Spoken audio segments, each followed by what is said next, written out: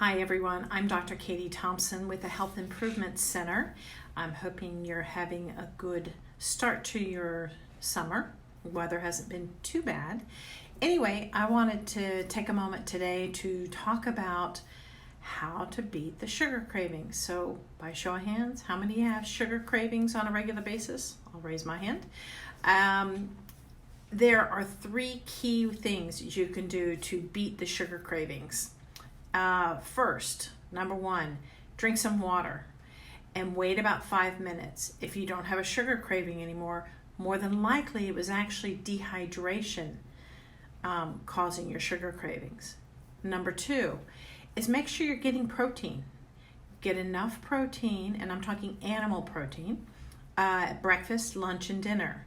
Depending upon male and female, you can get either 3 to 4 ounces of protein with each meal. That protein helps to keep your blood sugar levels more stable. When you skip meals, which a lot of people do, your blood sugar levels go up and down. So what we're doing is with the protein at each meal, it helps to keep those blood sugar levels stable, which is exactly what we want to accomplish. Now, number three is actually eating fermented foods like sauerkraut. There's a great website. I'm going to look over at my computer to give you the name. It's called fermentedfarmer.com. If you're not into making your own fermented food, they have you can get just about anything fermented.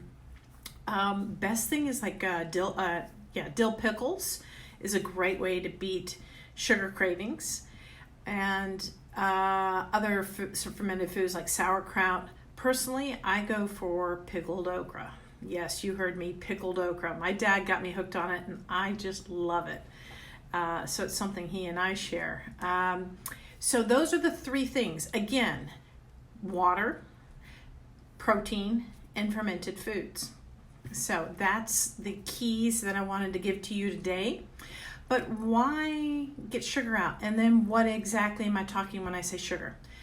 Well, first of all, why to get the sugar out? Sugar creates inflammation in the body. So when you eat a lot of sugar, you create more inflammation. Most of my clients that come to see me have a lot of inflammation in their bodies to begin with. So the first thing we have to work on is getting rid of the sugar out of their diet. Now let's define sugar. What are we talking about? I'm talking about refined sugar like candy, cake, cookies, ice cream, soda pop. Soda pop's probably the worst for creating a lot of excess sugar in the diet. So if you just started cutting out the sodas, that would go a long way. And one key thing that helps a lot of my clients is keeping a food log. If you write down everything you eat, you're more accountable to yourself for what you're putting in your diet. So it helps to keep sugar and good food in. And did you know that in 1900s, the average American was eating 1 pound of sugar per year, and that's per year. In 2019, the average teenager probably eats about 1 pound per day. And yes, you heard me, per day. That's a lot of sugar. For example, I used to love those Nantucket nectars. They sell them at Chipotle, and you think you're doing great because you're getting fruit in. But if you look at the sugar content of the Nantucket nectar, let's say apple juice, it has 59 grams of sugar. That's more than a soda. A 12-ounce soda is about 39, I think, depending upon the type of soda. So that's a lot of sugar. Izzy drinks, which were another one I found recently, although they taste good, they have a lot of sugar. I think they have about 29 grams of sugar. So you really got to look at the ingredient list and the calorie, or not the calorie count, but what the back of the label says about how much sugar. If the first ingredient is sugar, put it back on the shelf.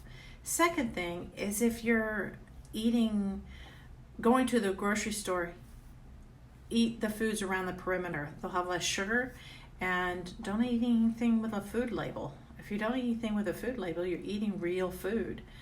if you notice, meats and vegetables don't have labels, it's because they're real food. They're better for you.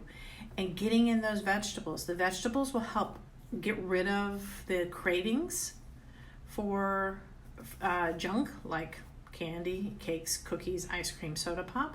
So that helps a lot. So that's really key to making sure you up your vegetables. That'll keep you regular, but it also help to decrease your sugar cravings, but also to help clean out the body.